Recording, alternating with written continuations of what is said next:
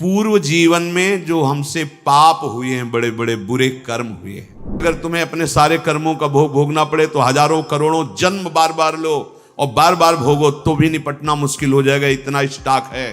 वैसे 32 सेवा अपराध, 32 सेवा उप अपराध 64 हुए और 10 नामा अपराध, ऐसा वैष्णव अपराध आदि का विस्तृत वर्णन शास्त्रों में हुआ है। ये सब अपराधों से एक बात से बच जाओगे। अनर्थों से बचना चाहते हैं, पहली बात समझ लें, ये 4 दुष्कृत हैं अनर्थ, ध्यान से सुनना। ये 7 बातें स्वीकार करनी है और इन 4 बातों से बचना है। पहला है दुष्कृत जात अनर्थ। पूज्य श्री राधा बाबा, पूर्व जीवन में जो हमसे पाप हुए हैं, बड़े बड़े बुरे कर्म हुए पूर्व में लाखों अनंतों जन्मों का बात आ गई। अभी अज्ञानी जीव ऐसे तर्क करते हैं, कौन जाने पीछे कर्म हुआ है कि नहीं। अभी नया बच्चा जो प्रकट हुआ वो किसी विद्यालय में तो नहीं गया कि शिक्षा दी गई हो। आप ऐसे करो वो भयभीत हो जाए, मतलब जानता है भय का क्षेत्र है। मां जब दुग्ध तो पीने लगता है, इसका मतलब ये पूर्वाभ्यासी है, इसका दुलार करो, ऐसे पुचकारो वो किला, इसका मतलब है जानता है, इसे प्यार कहते हैं और ये इसको प्रहार कहते हैं। वो बड़ा पुरातन है, कपड़ा नया बदला हुआ है, अभी जीव नया है। कर्म भोग जब होते हैं, कई प्रश्न करते हैं कि अभी तो 10 वर्ष का बालक था, उसने इतना बड़ा पाप क्या किया, ऐसा। तुम क्या जानते हो? कपड़ा 10 वर्ष का है लेकिन पहनने वाला बहुत पुरातन है, वो भगवान का अंश है, न जाने कितने शरीरों का त्याग करते हुए पाप कर्म किए, तो वो उसको दंड मिल रहा है। महापुरुषों के वचन, ये अज्ञानी जनों के ऐसे तर्क होते, कैसे उनको समझाए। कह रहे हैं कि जो तुमने पूर्व जीवनों में पाप कर्म किए हैं, अब तुम भजन में लग रहे हो, तुम्हारा अंतिम जन्म का निर्णय है कि मैं भगवत प्राप्त हो जाऊं, अब वहां से हिसाब फटाफट होगा। वो संस्कार मन पे आएंगे, तन पे आएंगे, शांत नाम जप बढ़ाते जाओ। जो भोग जितना वो बहुत कम करके भोगवा रहे हैं भगवान, बहुत कम करके। अगर तुम्हें अपने सारे कर्मों का भोग भोगना पड़े तो हजारों करोड़ों जन्म बार बार लो और बार बार भोगो तो भी निपटना मुश्किल हो जाएगा, इतना स्टॉक है। अब इसी जन्म में थोड़ा थोड़ा करके भुगा करके अपने पास बुला लेते हैं, अत्यंत कृपा है। जो भी दुष्कृत जात अनर्थ तुम्हारे जीवन में आएगा 2 प्रकार से, एक दंड रूप से आएगा और एक आएगा पाप कर्म कराने की प्रेरणा रूप से। ध्यान दीजिए, एक को तो भोग लेना है दंड को, दूसरा आएगा मन में बैठ करके पाप कर्म कराने की प्रेरणा देगा, पाप कर्म कराने की सुविधा देगा। अगर दूसरे को भोग लिया तो आगे फिर योनि बनने का, किसी योनि में जाने का आपने हिसाब तैयार कर लिया। समझ लीजिए, धर्म पूर्वक भोग स्वीकार की आज्ञा है। अधर्म पूर्वक जो हमारे कृत्य हुए हैं वो 2 प्रकार का प्रभाव डालेंगे। पूज्य श्री राधा बाबा कह रहे, एक तो ये दंड रूप से, जैसे कोई रोग आ जाना, कोई अपमानित कर रहा है, कोई निंदा कर रहा है, आदि आदि, बड़ा तिरस्कार हो रहा, शांत तुम्हारे पाप नष्ट हो रहे। एक आता है मन में, ये अंतर का है, इतनी गंदी वासना और उसी वासना के अनुसार सुविधा, वही भोग तुम्हें मिलेगा जो तुम्हारे अंदर वासना बढ़ी हुई है। बिल्कुल नहीं, अगर त्रुटि कर दी गए, ये भारी अनर्थ पैदा कर दे। प्रायः चलन चलन सब कोई कहे, बिरला पहुंचे कोई, एक कंचन एक कामनी दुर्लभ घाटी दोए। बहुत सावधान। ये बार बार आपको भजन करते समय बुरे कर्मों की स्फुरणा बुराई की तरफ घसीटेगी। 1 मिनट के लिए इससे छोड़ दो और नाम जप साधन सब चलो, 1 मिनट बस वो स्फुरणा स्वरूप संसार की, बड़ा गजब है। 1 मिनट के लिए भी से चैन नहीं है, जरा सा छूट पाई भागा संसार में, कोई न कोई पूर्व देखे हुए दृश्य, सोची हुई बातें सामने लगे, इसको अवसर, तभी इसलिए दृढ़ता पूर्वक भजन, पूरा ध्यान रहे इस पहले अनर्थ से हटने के लिए। अगर हमें शारीरिक कोई दुख मिल रहा है, बाहरी व्यवहारिक दुख मिल रहा है, मुझे भगवान से प्रश्न नहीं करना, वो सर्वज्ञ हैं, उन्होंने जानबूझ करके हमारे कर्मों का नाश करने के लिए ये विधान रचा है। मस्ती में भोग लो। आप कहोगे दुख मस्ती, हाँ, मस्ती तो उसी को कहते हैं जो निंदा अपमान तिरस्कार और दुख को सह के निकल जाए, उसे मस्ती कहते हैं। मूर्खता को मस्ती थोड़ी कहते हैं कि आप मदिरा पिए हो, दंडता कर रहे हो, पापाचरण, बोले बहुत मौज और मस्ती है, ये बहुत हिसाब गहरा पड़ेगा, सह नहीं पाओगे। मस्ती तो उसी को कहते हैं भारी से भारी अपमान तिरस्कार दुख सह गए और निकल गए, भगवत मार्ग में आगे बढ़ गए, बलिहारी उस चरणों की, उस महात्मा की, उस साधक की, जो ऐसे उसे मस्त कहते हैं। वाह वाह रे फकीरा, वाह जी, धन्य है तू, निकल गया माया को रौंद के। तो फकीर का मतलब केवल वेश से नहीं है, अंतर से है। सबको भगवत प्राप्ति करने का अधिकार है, सब महात्मा हो सकते हैं, चाहे जिस वेश में हो, बस आचरणों को सुधार करके स्थिति को लाओ, स्थिति प्रज्ञ को महात्मा कहते हैं। ये कभी भूल ना होने पावे। दो बातों में अनर्थ, दुष्कृत जात अनर्थ आएंगे। पहला बाहरी सह लो, और अंदर जो स्फुरणा हो रही है उसके अनुसार भोग क्रिया मत करना, उसके अनुसार व्यवस्था करेगी माया, स्वीकार मत करना, नहीं तो यात्रा रुक जाएगी। दूसरा, जैसे दुष्कृत जात अनर्थ होता है, ऐसे सुकृत जात अनर्थ होता है। पूर्व जीवन में तुम्हारे पुण्य हुए हैं और वो पुण्य बड़ा वैभव सुख सामग्री फैलाएंगे आपके सामने, वो फल आएगा आपके सामने। अगर आपने उसे भोगा तो बाधा पड़ जाएगी। क्या करना है? उस पुण्य फल से प्राप्त हुई भोग सामग्री को समाज सेवा, संत सेवा, पशु पक्षी की सेवा में लगा दो। आप उतना ही स्वीकार करो जितने से जीवन पोषण होता है। तो दियम वस्तु गोविंदम तुभ्यमेव समर्पये, मंगल हो जाएगा, शुभ तुम्हें बांध नहीं पाएगा। ये सुकृत जात अनर्थ भगवत प्राप्ति नहीं होने देता, जैसे दुष्कृत जात अनर्थ। शुभ का फल है सुख सामग्री वैभव एकत्रित होना। उसकी अगर भोग वृत्ति हुई कि मैं इतने धन का स्वामी, मैं इतने वैभव का स्वामी, मेरे पास ये सब, फंस गए। नहीं, भगवान की दी वस्तु है। भगवत भक्तों में, प्रभु सेवा में, जन सेवा में, ऐसे उसका स्वामित्व प्रभु को ही, अपना नहीं। सच्चे हृदय से भगवान का मान करके समाज सेवा में लगा दिया जाए तो ये शुभ उसे अनर्थ रूप होकर बाधित नहीं करता। तीसरा है अपराध जनित अनर्थ। ये प्राय बहुत ध्यान देने योग्य विषय है। चारों अनर्थों का त्याग करने पर ही प्रेम दृष्टि प्रकाशित होती है। 32 सेवा अपराध पीछे बताए गए, कई बार 10 नामापराध बताए गए हैं।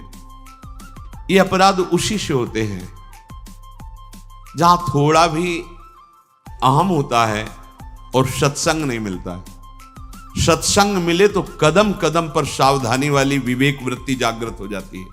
हर समय नाम चल रहा है तो अपराध की कोई गुंजाइश ही नहीं। तुम्हें ज्यादा पढ़ने की जरूरत नहीं कौन कौन से अपराध होते हैं। नाम जब चल रहा है और सत्संग सुन रहे हो, सब में भगवत भाव अपराध बनने वाला ही नहीं है। वैसे 32 सेवा अपराध, 32 सेवा उप अपराध 64 हुए और 10 नामापराध, ऐसा वैष्णव अपराध आदि का विस्तृत वर्णन शास्त्रों में हुआ है। ये सब अपराधों से एक बात से बच जाओगे, अपने को सबसे दीन मानकर सबके चरणों में भगवत भाव से वंदना, और नाम जब भजन चल रहा है कोई अपराध नहीं होगा, होगा ही नहीं, होगा ही नहीं। ये उन्हीं से होता है। बेमतलब वार्ता कर रहे हैं, कोई मतलब नहीं उनकी बातों का, एक की प्रशंसा एक की निंदा, अपराध बनते चले जाएंगे। हृदय में भजन नहीं, भगवत प्रियता नहीं तो सेवा अपराध बन जाएंगे, वैष्णव अपराध बन जाएंगे, नामापराध बन जाएंगे। चौथा है भक्ति जात अनर्थ। इसका परिचय प्रायः नहीं होता। ये बहुत सूक्ष्म अनर्थ है। ये ऊंचाई में नहीं पहुंचने देगा, आपको गिरा देगा। ये बहुत सूक्ष्म विषय है, बहुत सूक्ष्म। इसीलिए इसमें पूज्य बाबा ने कहा है कि ये तो हम जैसे सन्यासियों को तंग करता है, मतलब ऊंचाई पर चढ़ने। ये अंदर से अपने सम्मान की सुरक्षा, सम्मान की बढ़ोतरी और अपनी पूजा करवाने में सुख, दूसरे के प्रति थोड़ा हे भाव आ गए इतना करके आए और ऊंचाई पर बैठने वाले फिसल गए। ये बहुत सावधान। ये भक्ति जात अनर्थ। बढ़िया चल रहे हो, कोई संशय नहीं, बहुत अच्छी है आपकी दिनचर्या, पर आपके अंदर इस बात का अभिमान आ गया। दूसरे के प्रति जब दोष दृष्टि हो जाए तो समझ लेना आपके अंदर गुणाभिमान जागृत हो गया है, और गुणाभिमान जागृत हो गया तो अध्यात्म रुक गया। उसकी ऊंचाई पर आप नहीं चढ़ सकते जहां ब्रह्मभूता है, जहां भगवत साक्षात्कार है। तो 7 धारण करना है और 4 इन अनर्थों से दूर रहना है। जो चारों अनर्थों से बचना चाहते हैं, पहली बात समझ लें कि किसी धनी मानी विषयी पुरुष की खुशामद से अपनी वासनाओं की पूर्ति न चाहें। देख लो, इसीलिए वैराग्यवान को आदेश है कोई भी धातु धारण न करे। अब आजकल सिद्धांत माने ही नहीं जा रहे हैं, जब जिसका जैसे मन आया वैसे व्यवहार बरत रहा है। आचार्य परंपरा से, गुरु परंपरा से वैराग्यवान के लिए जो निर्देश हैं वैसी रहने में रहा जाता है। जो सन्यास, चाहे वो वैष्णव सन्यास वैराग्य या शैव सन्यास, सन्यास का मतलब होता संपूर्णतया भगवान के समर्पित होकर, राग रहित होकर वैराग्यवान। 2 ही पात्रों का वर्णन है, या तो रज के पात्र में पाए, या जैसे जंगली नारियल आदि के पात्र खप्पर होते हैं उनमें। सन्यासी जन प्राय काशी क्षेत्र में देखा खप्पर और उसी का कमंडल। धातु का कोई भी सोना चांदी अंगूठी माला, ये कोई भी वैरागी के शरीर में नहीं होना चाहिए। धातु नहीं, धातु निषेध की गई है। वैरागी तन ढकने के लिए वस्त्र डाल लिए बस, कोई श्रृंगार शरीर का नहीं। आचार्य परंपरा के आदेश से रजरानी और प्रिया प्रीतम का प्रसादी चंदन, श्रृंगार शब्द से नहीं। बालों को 2 ही पद्धतियां है, या तो रखे रहने दो, आजीवन रखे रहो, और या 2 महीने में मुंडन करवा लो, ऐसी पद्धति है। अगर हम किसी की विषय चाह के लिए खुशामद करने गए, बहुत ये रपटने वाला मार्ग बताया गया है, ज्ञान के पंथ कृपाण के धारा। तो सत्संग भगवान दे रहे हैं, इसीलिए कई बार सत्संग में कहा उसे अभिमान न समझा जाए। जीवन भर तुम सेवा करो, हम नहीं मानेंगे कि आपने सेवा की। मेरे आराध्य देव आपको निमित्त बनाकर कर रहे। हमारी आराध्य देव पर ही वृत्ति रहेगी, आप पर नहीं। आपको आराध्य देव इस, या मेरे आराध्य देव इस रूप में आए। किसी व्यक्ति पर ऐसा भाव कि ये बस गए। वैराग्य मार्ग के पथिक को समझना है। इस माया के नाटक को अपनी इज्जत न मान लिया जाए, अपनी जीवन की कमाई न मान लिया जाए, इसको उपलब्धि न मान लिया जाए कि भाई प्रणाम नमस्कार रुपया पैसा नाना प्रकार का वैभव। हे वैभव अगर तो फिर स्वर्ग लोक ऐसा है तुम देखिए, अभी तो देखा ही नहीं, वर्णन है ऐसा। ऐसे ऐसे क्या ब्रह्मलोक, क्या यहां तो आप ब्रह्म स्तंभ भुवनम सर्वम मायामयम जगत, ऐसे उपासक हो। सत्य हरिनाम का जप करते हुए पूरे त्रिभुवन से राग रहित होना, और यहां मृत्यु लोक के विषयों के लिए विषयी पुरुषों की खुशामद। पूज्य राधा बाबा सब डरते थे सामने जाना और प्रश्न करना, क्योंकि बाबा के ऐसे उत्तर होते थे, ऐसी बाबा ऐसे जैसे बाबा हमसे गलती तो भोग, गलती करने के पहले पूछा था कि हमसे कि बाबा हम जा रहे हैं गलती कर, दादा बाबा के वचन, जा भोग अपने कर्मों को। अब आया यहाँ बताने, बाबा गलती हो गई, बाबा ये ब्रह्म क्या है, भगवान कितने लाख नाम जप करते हो। ऐसे जो सच्चे भगवत स्वरूप में स्थित महात्मा है वो चाटुकारिता नहीं करते। चाटुकारिता जैसे तुम राजी हो जाओ वैसे मुंह चुपरी बातें। अगर तुम्हारा रत्ती भर भी, बाबा के शब्दों में, रत्ती भर भी विषयी पुरुषों से राग है, फिसलोगे फिसलोगे। संगम त्यजेत मिथुन वृत्तिनाम मुमुक्षु, बिल्कुल निरपेक्ष। पहला लक्षण है भगवत प्राप्त महापुरुष का, निरपेक्षम, कोई अपेक्षा नहीं त्रिभुवन में किसी से। आप वैरागी हैं, बहुत इस बात को बैठा लो, ये प्रवचन नहीं है, जीवन है। निरपेक्षम, किसी की अपेक्षा। मुनिम, हर समय मननशील। शांतम, हर स्थिति में शांत। निर्वैरम, किसी से कोई वैर नहीं। समदर्शनम, सब में अपने आराध्य देव का दर्शन। ये ऐसे महाभागवतों के पीछे भगवान डोलते हैं चरण रज लेने के लिए। अनुब्रजाम में हम नित्यम हुए त्यंगुरेणु भी।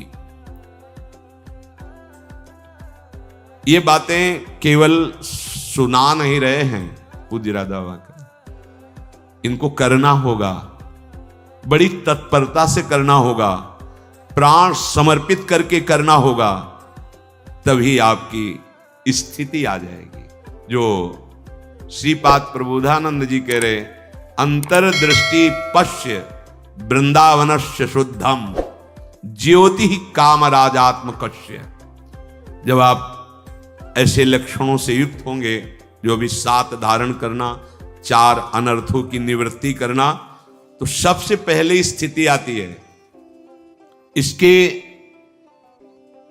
भाव को तभी समझा जा सकता है जब थोड़ा तो अध्यात्म की ऊंचाई हो, वो अब देखने लगता है।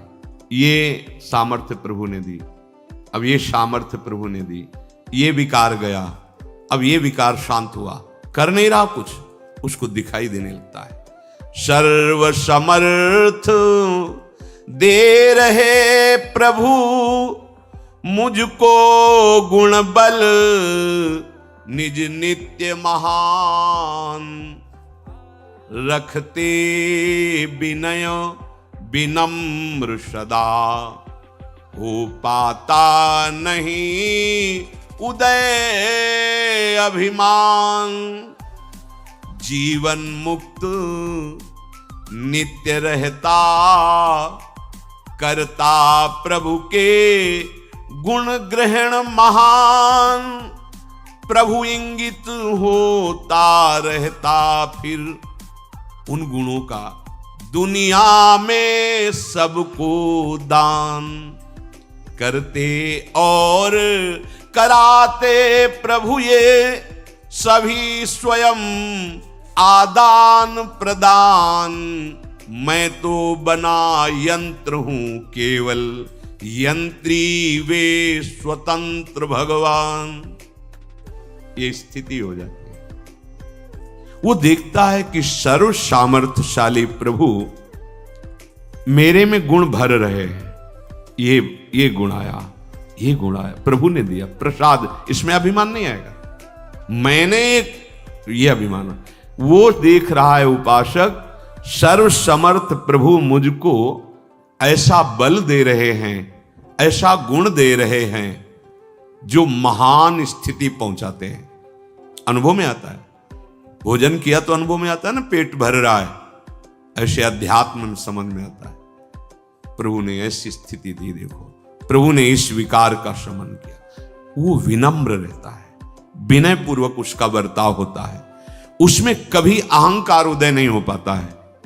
समस्त सद्गुण, समस्त वैभव जिनकी याचना की जाती है, वो सब स्वाभाविक, कोई महत्व नहीं, कोई अभिमान नहीं। ये भगवत प्रदत्त स्थिति उसकी होती है। जो अभी तक सत्संग सुना, जो अनर्थों की निवृत्ति और ऐसी साधना, ऐसी उपासना, भगवान उससे जीवन मुक्त बना देते हैं। जीवन मुक्त, अब कोई द्वंद्व का प्रभाव उसके ऊपर नहीं रहा। परमानंद, सच्ची मानिए, अभी परमानंद सुन रहे हो, अनुभव में नहीं आया किसे कहते परमानंद। बहुत जन्मों से जिस आनंद के लिए भटक रहे हैं वो यही आनंद है, मान जाओ, नहीं ये भी जन्म व्यर्थ चला जाएगा। भगवान उसे नित्य जीवन मुक्त बना देते हैं। वो प्रभु के महान गुणों से युक्त हो जाता है, फिर वचनों से निकलने लगता है ये तो साक्षात भगवान है, ये तो भगवान है। अब मुझे कोई संशय नहीं, ये साक्षात भगवान है। क्यों? क्योंकि भगवान अब स्वयं सद्गुणों सहित उसके हृदय में विराजमान हो रहे हैं। अब दुनिया को भक्ति का, ज्ञान का, अध्यात्म का जो दान हो रहा है, वो स्वयं भगवान उसके हृदय पर अपना अधिकार करके कर रहे हैं। इंगित, प्रभु इंगित से होता रहता, फिर उस जो वैभव मिला है, ज्ञान, विज्ञान, सद्गुण, सामर्थ्य, दुनिया को दान कौन कर रहा है?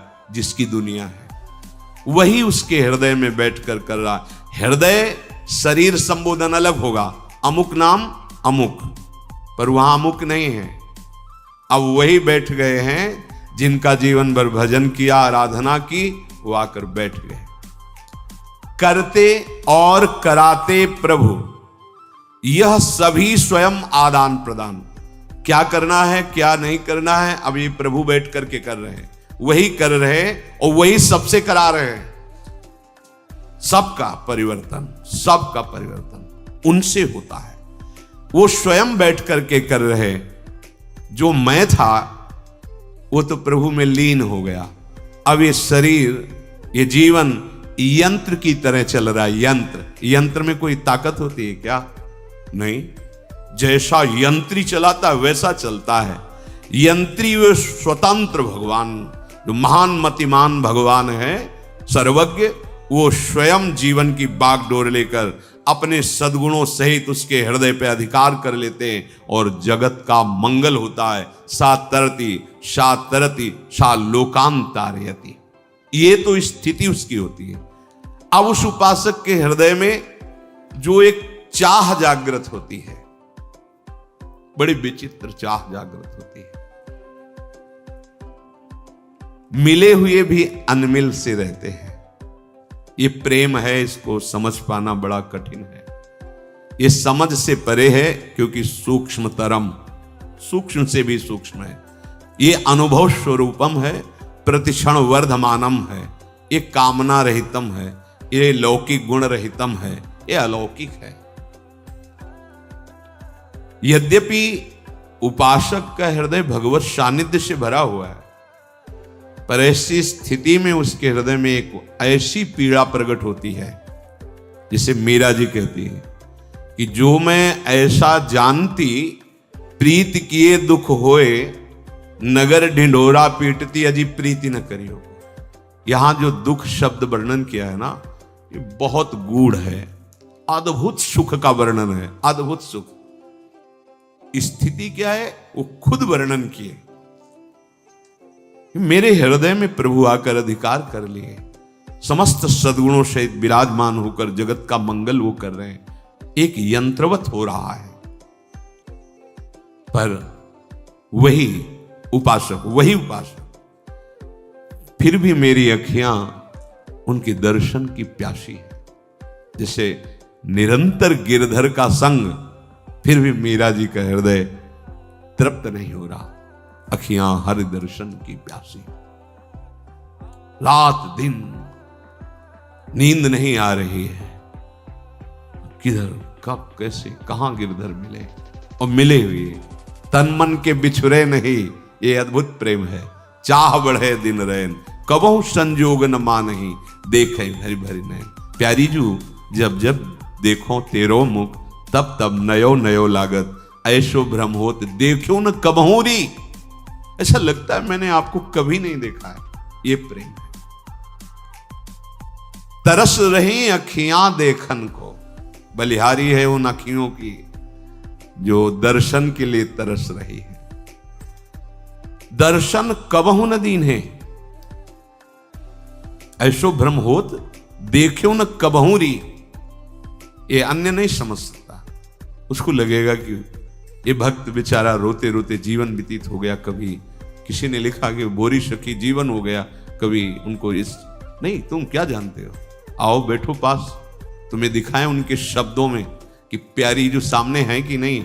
पर वो जब तक रज का सेवन नहीं होगा, भजन नहीं होगा, तब तक एक एक पंक्ति में प्यारी जो सामने खड़े हैं बोरी सखी के सामने, उन्हीं से बात कर रहे। ये प्रेम है, प्रेम। इसको समझना भगवत रसिक रसिक की बातें रसिक बिना को समझ सके ना।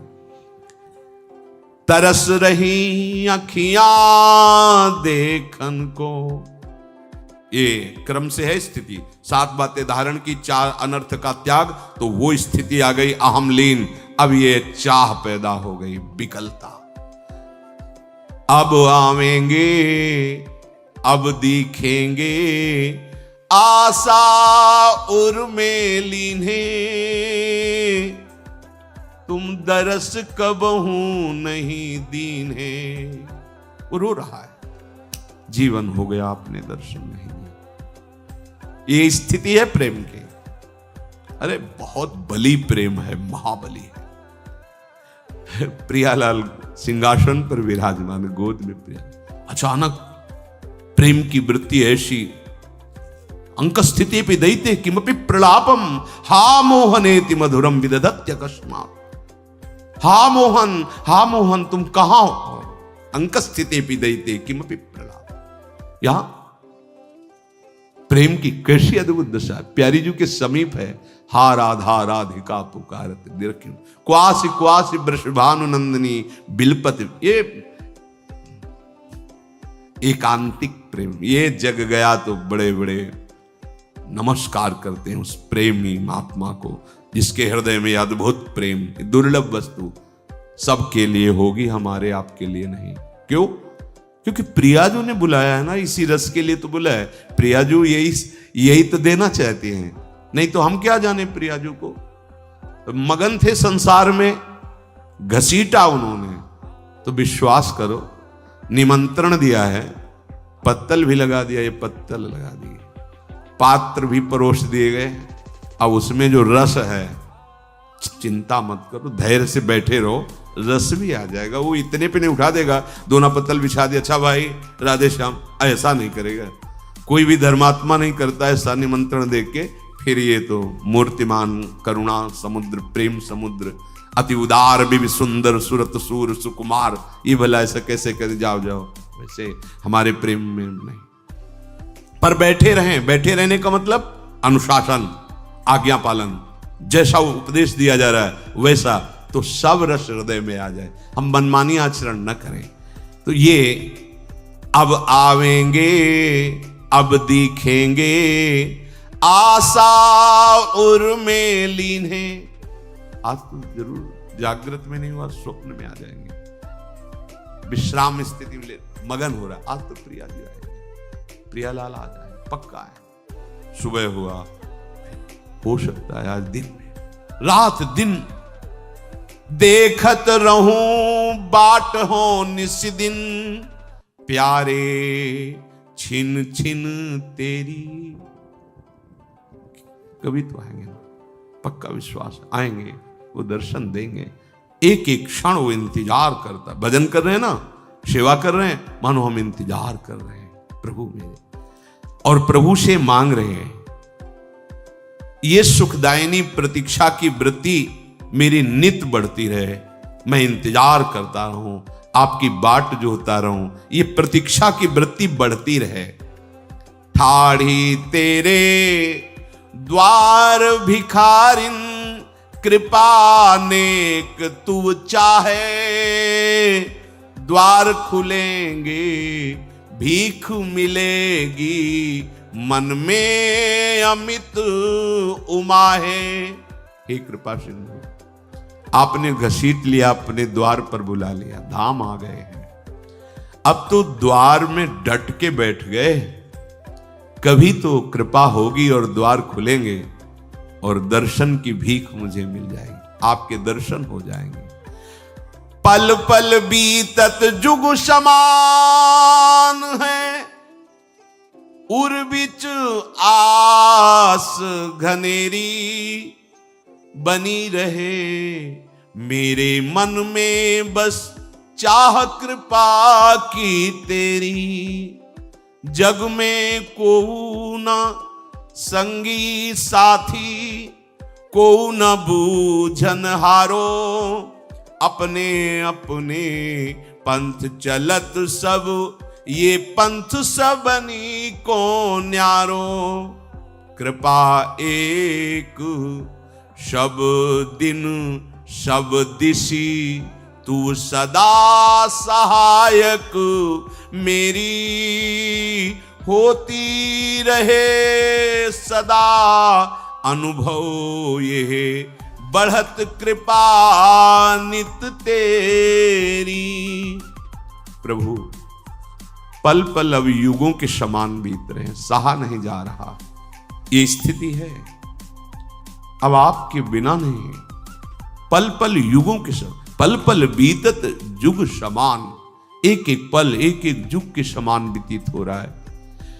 बस अगर प्राण है तो आशा में टिके हुए हैं कि आप आवेंगे, आप दर्शन देंगे।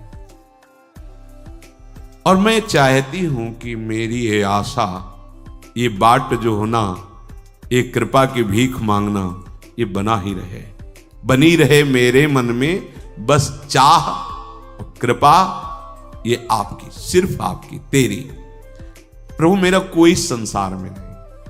देखो ये अंदर की बात है, हम लोग बाहर से भागे तो कहां भाग के जाओगे, कोई न कोई नया संसार खड़ा कर लोगे, नया मकान, नए परिवार, नए। बचो गुरु का मंत्र और नाम, उनका उपदेश, असंगो हम पुरुषा। हम सच्ची समझना, अगर स्थिति प्राप्त करना, किसी का कोई भी संबंध नहीं,